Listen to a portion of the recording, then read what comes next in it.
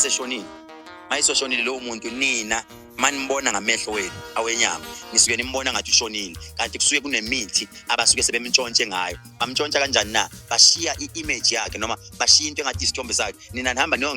ningcwaba umuntu njengaye kanti anazi ukuthi ningcwaba isilwane maybe ningcwaba uqhamu noma ningcwaba ini kanti lo muntu sebemthathile. I once heard a story noma I had an incident where nganika khona umuntu umuthi ubaba wakhe wayengashonanga into abayenzeka ngabatshela ngathi hambani ethune ngafika ngamhlolela ngabatshela ngathi nini uba wena akashonanga bathi hayibo kanjani ngathi mina manifuna kuyani namakhamera nibe ney'ntatheli bathi no aswathanda amakhamera ngathi okay it's fine what we will do is abanika umuthi ngathi hambani ethuneni lakhe nifike lo muthi niwenze 1 2 3 4 lo muntu within 7 days ngitshela ukuthi wenzakala bangifonela ngelanga lesi3 bathi lalela ufika ingane encane lengane mayifika encane yasitshela ukuthi ubaba imbone endaweni nje bathi mabe yofika bamthola ubaba emhlopha ngathi uchothisa uflower ingqondo zihambile engakwazi nokubabona ngathi buyani naye ubaba wenu sifike simlaphe ngoba ingqondo bingasasebenzi sesibuyisa ingqondo yakhe we are rebuilding him in other ways hayi ukuthi uLazarus wayesefika wayengafanga from the first place bengcwaba ngoba ngabatshela ngathi hambani niyombithuna lakhe but what about the death certificate esisiyenzile ngathi lokho ke sekufanele maybe niyokuprove ngoma fezi ukuthi hayi nanga umuntu uyaphila because le nto naningcwaba naningcwaba isilwane bathi mabethi beyogubha ithuna bathola ukuthi le nto ababengcwaba abangcwabanga basaba ngisho nokutshela omakhelwane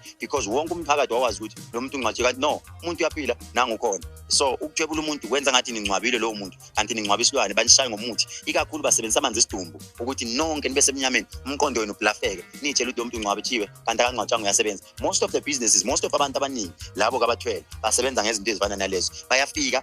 basebenze lethe babona uKhehlelezi ukuthi uKhehlelezi strong this boy is strong and then uhlale sebenza afike bangithwebule mina sengiyosebenza ibusiness labo ngihlala ngisebenza nzima bona ekhaya babona ngathi sengashona kanti angishonanga basebenza ngami so wayengani ukuthi nazwela ukuthi njalo indaba emkhuba lapha nenzakala ezweni lakithi eningizimu Afrika la khona kukhona abantu abashona ngendlela